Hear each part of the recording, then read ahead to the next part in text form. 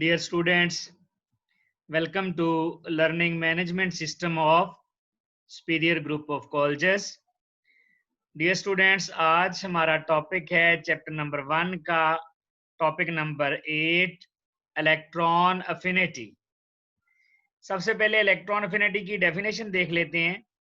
This is the energy released और absorbed when an electron is added to gaseous atom to form a negative ion. Energy release भी हो सकती है और absorb भी हो सकती है जब हम इलेक्ट्रॉन ऐड करते हैं गैसियस एटम में। इलेक्ट्रॉन अफिनिटी, अगर हम आयोनाइजेशन एनर्जी को देखें तो आयोनाइजेशन एनर्जी सिर्फ एनर्जी एब्जॉर्ब होती है, यानी आयोनाइजेशन एनर्जी सिर्फ एंडोथर्मिक प्रोसेस है, जबकि इलेक्ट्रॉन अफिनिटी एक्सो भी हो सकती है और एंडोथर्मिक भी हो सकती है। एग्जाम्पल देखते हैं।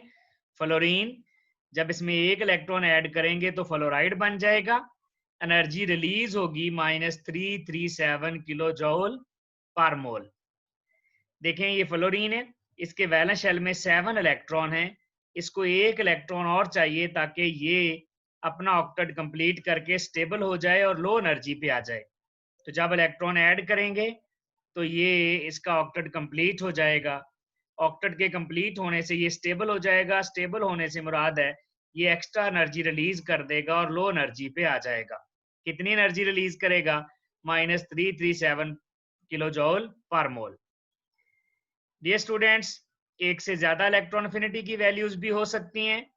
Elements with greater number of vacancies, valence shell में जितनी वैकेंसी होती है उतने इलेक्ट्रॉन ऐड हो सकते हैं। वैकेंसी से क्या मुराद है? वैकेंसी है जितने इलेक्ट्रॉन उसको ऑक्टेट कंप्लीट करने के लिए चाहिए। जैसा कि नाइट्रोजन के वैलेंस शेल में 5 इलेक्ट्रॉन है तो उसके 3 और चाहिए, इसका मतलब उसकी वैकेंसी 3 है।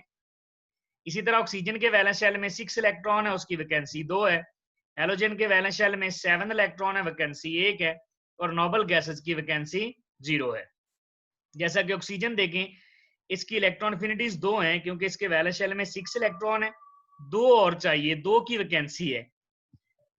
जब इसमें फर्स्ट इलेक्ट्रॉन ऐड करेंगे तो एनर्जी रिलीज होगी। जब इसमें सेकंड इलेक्ट्रॉन ऐड करेंगे तो एनर्जी एब्जॉर्ब होगी +780 किलो जूल पर मोल। अब जब सेकंड इलेक्ट्रॉन ऐड करते हैं तो एनर्जी एब्जॉर्ब क्यों होती है? सेकंड इलेक्ट्रॉन जब ऐड होता है तो पॉजिटिव साइन आता है, यानी कि एनर्जी एब्जॉर्ब होती है। वजह यह है, after gaining 1 electron in the valence shell around the nucleus the atom carries negative charge. जब एक इलेक्ट्रॉन ऐड हो जाता है तो एटम पर नेगेटिव चार्ज आ जाता है। ये नेगेटिव चार्ज रिपेल करता है इनकमिंग इलेक्ट्रॉन को। अब जो सेकंड इलेक्ट्रॉन आ रहा होता है उसको जो रिपेल करता है, क्योंकि पहले ही नेगेटिव चार्ज है, इलेक्ट्रॉन पर भी नेगेटिव चार्ज है। अब जब दूसरा इलेक्ट्रॉन आएगा तो पहले वाला जो है नेगेटिव चार्ज क्रिएट कर चुका है वो रिपेल करेंगे। रिजल्ट क्या निकलेगा? To overcome this repulsion energy is required. अब इस रिपल्शन पर काबू पाने के लिए एनर्जी की जरूरत है, वो एनर्जी प्रोवाइड करनी पड़ेगी। That's why second electron affinity is endothermic. यानी जब एक इलेक्ट्रॉन ऐड हो जाता है तो नेगेटिव चार्ज आ जाता है, अब एनाइन बन जाता है, तो नेगेटिव चार्ज मौजूद है, बाहर से इलेक्ट्रॉन आएगा उस पर भी नेगेटिव चार्ज है, नेगेटिव नेगेटिव को रिपेल करेगा। उस रिपल्शन पर काबू पाने के लिए एनर्जी देनी पड़ती है। That's why second electron affinity is endothermic. Factors atomic radius है, effective nuclear charge, shielding effect और नंबर ऑफ शेल्स। जितना एटॉमिक रेडियस बड़ा होता जाएगा इलेक्ट्रॉन अफिनिटी उतनी ही कम होती जाएगी। साइज बड़ा होने से मुराद है कि वैलेंस शेल के इलेक्ट्रॉन के लिए अट्रैक्शन कम हो जाएगी। जब वैलेंस शेल के इलेक्ट्रॉन के लिए अट्रैक्शन कम है तो एक एक्स्ट्रा इलेक्ट्रॉन के लिए भी अट्रैक्शन कम होगी। इलेक्ट्रॉन अफिनिटी एक्चुअली इलेक्ट्रॉन के लिए अट्रैक्शन है। Effective nuclear charge, effective nuclear charge का मतलब है न्यूक्लियस की वैलेंस शेल के इलेक्ट्रॉन पर अट्रैक्शन। जितनी अट्रैक्शन ज्यादा होगी इलेक्ट्रॉन अफिनिटी ज्यादा होगी। Shielding effect, shielding effect repulsion होती है। रिपल्शन अगर ज्यादा होगी तो इलेक्ट्रॉन के लिए अट्रैक्शन कम हो जाएगी, यानी इलेक्ट्रॉन अफिनिटी भी कम हो जाएगी। और लास्ट में नंबर ऑफ शेल्स बढ़ जाएंगे तो वैलेंस शेल के इलेक्ट्रॉन के लिए अट्रैक्शन कम हो जाएगी, यानी इलेक्ट्रॉन अफिनिटी कम हो जाएगी। इलेक्ट्रॉन अफिनिटी को आपने अट्रैक्शन समझना है इलेक्ट्रॉन के लिए। पीरियड्स में atomic radius, effective nuclear charge, shielding effect और नंबर ऑफ शेल्स। पीरियड्स में एटॉमिक रेडियस कम होता है, एटॉमिक रेडियस कम होगा तो इलेक्ट्रॉन न्यूक्लियस के करीब होंगे, इलेक्ट्रॉन न्यूक्लियस के करीब होंगे तो एक एक्स्ट्रा इलेक्ट्रॉन अट्रैक्ट करना आसान होगा और इलेक्ट्रॉन एफिनिटी ज्यादा होगी, यानी इलेक्ट्रॉन के लिए अट्रैक्शन ज्यादा होगी। Effective nuclear charge, effective nuclear charge electron के लिए अट्रैक्शन है। Effective nuclear charge across the period ज्यादा होता है, अगर ये अक्रॉस द पीरियड ज्यादा होता है तो इलेक्ट्रॉन एफिनिटी भी ज्यादा होती है। जबकि पीरियड्स में शील्डिंग इफेक्ट भी कांस्टेंट रहता है और नंबर ऑफ शेल्स भी कांस्टेंट रहते हैं। अगर ग्रुप्स में देखें तो atomic radius, effective nuclear charge, shielding effect और number of shells. Atomic radius, atomic radius groups में ज्यादा होता है, साइज बड़ा होगा तो वैलेंस शेल दूर चले जाएगा, एक एक्स्ट्रा इलेक्ट्रॉन जब वैलेंस शेल में आने की कोशिश करेगा तो न्यूक्लियस की अट्रैक्शन कम होगी, अट्रैक्शन कम तो इलेक्ट्रॉन एफिनिटी भी कम हो जाएगी। Down the group effective nuclear charge groups में कम होता है, इसका मतलब है इलेक्ट्रॉन एफिनिटी भी कम हो जाएगी। शील्डिंग इफेक्ट, शील्डिंग इफेक्ट ज्यादा होता है, शील्डिंग इफेक्ट रिपल्शन है, अगर रिपल्शन ज्यादा होगी तो इलेक्ट्रॉन के लिए अट्रैक्शन कम हो जाएगी, इलेक्ट्रॉन एफिनिटी कम हो जाएगी। इसी तरह नंबर ऑफ शेल ज्यादा होंगे तो नंबर ऑफ शेल ज्यादा होने से भी वैलेंस इलेक्ट्रॉन दूर चले जाते हैं, अट्रैक्शन कम हो जाती है। नेक्स्ट है ट्रेंड्स इन इलेक्ट्रॉन एफिनिटी। अब देखें ये across the period electron affinity ज्यादा होती है और इसी तरह फ्रॉम बॉटम टू टॉप भी ज्यादा होती है। बॉटम टू टॉप यानी नीचे से ऊपर को जाएंगे तो ज्यादा होगी, ऊपर से नीचे को आएंगे तो कम होगी, और अक्रॉस द पीरियड भी इलेक्ट्रॉन एफिनिटी भी ज्यादा होगी, आयोनाइजेशन एनर्जी भी ज्यादा हो जाएगी।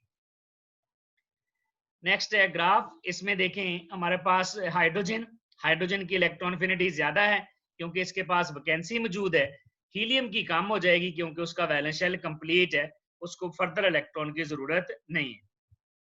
इसी तरह लिथियम को देखें, लिथियम की इलेक्ट्रॉन एफिनिटी ज्यादा है और बेरिलियम की कम होगी। बेरिलियम की क्यों कम हुई?